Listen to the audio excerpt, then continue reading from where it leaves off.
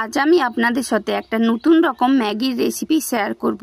ম্যাগিটা বানাবো সবজি দিয়ে। তার জন্য নিয়েছি আধখানা গাজর, কিছু মটরশুঁটি, একটা কাঁচা লঙ্কা, বিম কড়াই কুচি, ক্যাপসিকামের কুচি, আধখানা আলু আর আধখানা টমেটো। এটা বড় ছোট সকলেই খেতে পারেন। কিছু ম্যাগিকে এরকম প্যাকেট থেকে বের করে একটা কাশির ওপর নিয়ে নেব, আর ম্যাগিগুলোকে পরে আমি হাতে করে ঝুরো ঝুরো করে ভেঙে নেব। গ্যাসের ওপর একটা কড়াই নিয়ে কড়াইয়ে সাদা তেল দিয়ে দেব। তেলটা গরম হয়ে আসার সময় কড়াইতে একের পর এক সবজিগুলো আমি দিতে থাকব। আমার সবজিগুলো সব দেয়া হয়ে গেছে। তারপর আমি একটা খুন্তির সাহায্যে সবজিগুলোকে নাড়াচাড়া করতে থাকব।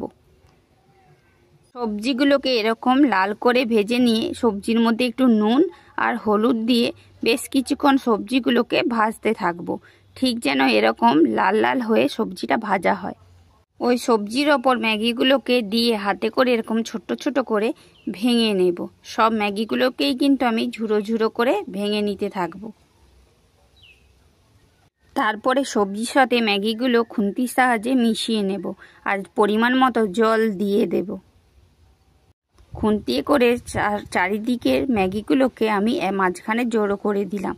তারপরে আমার ম্যাগিতে একটু জল কম ছিল, জলটা দিয়ে তারপরে একটা ঢাকনার সাহায্যে আমি ম্যাগিটাকে ঢেকে দেব। ম্যাগির জল শুকিয়ে ম্যাগিটা যখন এরকম হয়ে আসবে তখন আমি এর মধ্যে 2 প্যাকেট মশলা অ্যাড করে দেব, কারণ আমার ম্যাগির পরিমাণটা অনেকটা বেশি, তো তাই 2 প্যাকেট মশলা লাগবে। আর খুন্তি করে মশলাটাকে সমস্ত ম্যাগির সাথে মিশিয়ে নেব। আর একটু জল আছে, আর জলটাকে মেরে দিয়ে আমার ম্যাগিটাকে আমি থালায় স্যালাডের সাথে সাজিয়ে নিয়েছি। কেমন হয়েছে বন্ধুরা? মামকে খেতে দিলাম। মাম খেয়ে বলল, কেমন হয়েছে মাম? খুব ভালো হয়েছে।